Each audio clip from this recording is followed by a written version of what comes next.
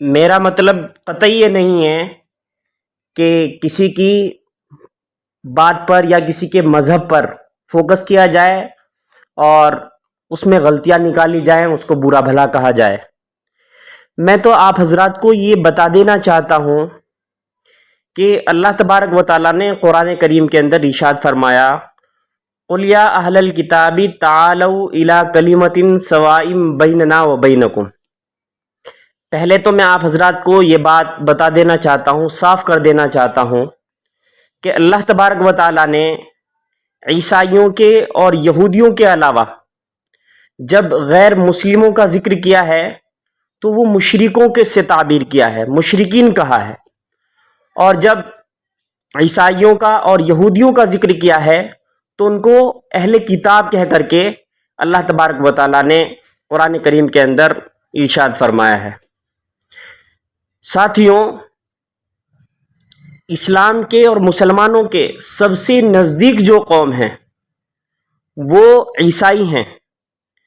کیونکہ وہ حضرت عیسیٰ علیہ السلام کو مانتے ہیں۔ وہ صرف ایک نبی کا انکار کرتے ہیں، ایک رسول کا انکار کرتے ہیں، اس کے علاوہ سبھی نبیوں کو مانتے ہیں۔ یہودی جو ہیں وہ حضرت ابراہیم علیہ السلام کو مانتے ہیں اور حضرت عیسیٰ علیہ السلام کا بھی حضرت محمد کے ساتھ میں انکار کرتے ہیں۔ لیکن اس کے علاوہ جتنے بھی لوگ ہیں، جتنی بھی قومیں ہیں، وہ سب کے سب حضرت عیسیٰ علیہ السلام ہوں یا حضرت ابراہیم علیہ السلام ہوں، حضرت ادریس علیہ السلام ہوں یا حضرت محمد صلی اللہ علیہ وسلم ہوں، وہ سب کا سرے سے انکار کرتے ہیں۔ اب بات آ جاتی ہے اس بات پر کہ اللہ تبارک و تعالیٰ نے قرآن کریم کے اندر ارشاد فرمایا کہ مسلمان اور عیسائی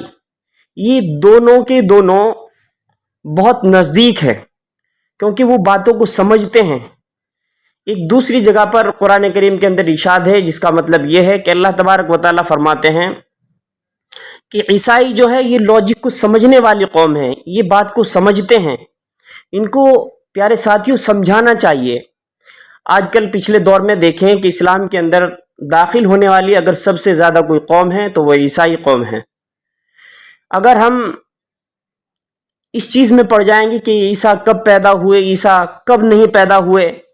یہ بات سرے سے غلط ہے کہ اللہ تبارک و تعالیٰ نعوذ باللہ حضرت عیسیٰ علیہ السلام کا باپ ہے، کیونکہ اللہ تعالیٰ تو قرآن کریم کے اندر کہتے ہیں لم یلد ولم یولد، نہ اللہ تبارک و تعالیٰ کو کسی نے جنا اور نہ اللہ نے کسی کو جنا۔ پیارے ساتھیوں، اگر اللہ تبارک و تعالیٰ اپنی قدرت سے حضرت آدم علیہ السلام کو بغیر ماں باپ کے اور حضرت حوا علیہ السلام کو بغیر ماں کے اور اسی طریقے سے عیسیٰ ابن مریم کو بغیر باپ کے پیدا کر سکتا ہے، دنیا کے اندر کوئی بھی انسان موجود نہیں تھا، اللہ تبارک و تعالیٰ نے حضرت آدم علیہ السلام کو پیدا فرما دیا تھا۔ ٹھیک اسی طریقے سے اللہ تبارک و تعالیٰ نے اپنے کلمہ کن سے حضرت عیسیٰ علیہ السلام کو پیدا فرما دیا تھا، اور اللہ تبارک و تعالیٰ نے ان کو بہت ساری طاقت بھی دے دی تھی۔ وہ اللہ کے رسول تھے، ان پر پوری کی پوری ایک کتاب اللہ تبارک و تعالیٰ نے آسمانی کتاب نازل فرمائی لوگوں کی ہدایت کے لیے۔ لیکن اللہ کے نبی صلی اللہ علیہ وسلم جب اس دنیا کے اندر تشریف لے آئے تو پھر پچھلی جتنی بھی کتابیں تھیں، جتنے بھی صحیفے تھے، وہ سب کے سب رد ہو گئے۔ توریت، زبور، انجیل، ان سب کو بالکل ختم کر دیا گیا، برخاست کر دیا گیا، کیونکہ اب ہماری ہدایت کے لیے اور تمام دنیا کے لوگوں کے لیے، وہ صرف مسلمانوں کے لیے نہیں، وہ صرف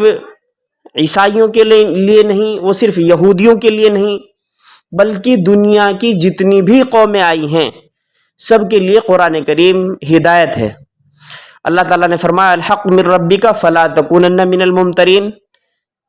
اور اسی طریقے سے اللہ تبارک و تعالیٰ نے قرآن کو کہا کہ اس میں شک و شبہ کی گنجائش نہیں، یہ سب لوگوں کی ہدایت کے لیے ہے۔ اور نبی پاک صلی اللہ علیہ وسلم کو اور ان کے ماننے والوں کو یہ بات اللہ تبارک و تعالیٰ نے کھلم کھلا اعلانیہ طور پر کہی تھی کہ اللہ تبارک و تعالی قرآن کریم کسی ایک قوم کے لیے، کسی ایک برادری کے لیے یا کسی ایک جماعت کے لیے نازل نہیں فرماتا ہے، اللہ کے رسول کے پاس نہیں بھیجتا ہے، نہیں اتارتا ہے، بلکہ وہ سبھی لوگوں کے لیے ہے۔ جو اس کو اچھی طریقے سے سمجھے گا، جو اس کو اچھی طریقے سے اس پر عمل کرے گا، وہ دنیا اور آخرت میں کامیاب ہو جائے گا۔ آج میں دیکھ رہا ہوں فیس بک پر اسٹیٹس لگانے والے، واٹس ایپ پر اسٹیٹس لگانے والے، ویڈیو ڈالنے والے، پوسٹیں کرنے والے، وہ لوگ زیادہ ہیں جو اسلام کی بہت ساری چیزوں سے دور ہیں، لیکن کرسمس کو انہوں نے پکڑا ہوا ہے کہ کرسمس پہ بالکل بھی یہ میری کرسمس نہیں کہنا ہے۔ نہیں کہنا ہم بھی جانتے ہیں، مانتے ہیں، لیکن اور بھی تمام چیزوں پر فوکس کیا جائے، اور بھی تمام چیزوں کو اپنی زندگی کے اندر لایا جائے۔ پیارے ساتھیوں، میں زیادہ کچھ نہ کہتے ہوئے آپ حضرات کو یہ بتا دینا چاہتا ہوں کہ میری کرسمس کہنا یا میری کرسمس کے علاوہ اور بھی جو تہوار ہیں دوسری قوموں کے، چاہے وہ دیپاولی ہو، چاہے وہ اس کے علاوہ ہولی ہو، یا اس کے علاوہ اور بھی نہ جانے کتنے تہوار ہیں جو اچھی طریقے سے مجھے یاد بھی نہیں۔ میں آپ کو بتاؤں کہ ہزاروں ان کے تہوار ہیں، روز بروز تہوار آتے ہیں، کبھی چھوٹا کبھی بڑا، کبھی آگ کو پوجنے والا، کبھی مٹی کو پوجنے والا، کبھی سوریہ نمسکار والا، کبھی کسی طریقے کی عبادت، کبھی کسی طریقے کا تہوار، نہ جانے کتنے تہوار ہیں۔ لیکن ان سبھی تہواروں میں اگر ہم شرکت کریں گے تو اس پر بھی غور و خوض کرنے کی ضرورت ہے، ان سے بھی پرہیز کیا جائے، ان سے بھی اجتناب کیا جائے۔ صرف کرسمس کو ہی اتنا فوکس نہ کیا جائے کہ کرسمس کو بالکل کہنا ہی نہیں ہے۔ جانتا ہوں کہنا نہیں ہے، لیکن اور بھی تمام چیزوں سے پرہیز کیا جائے،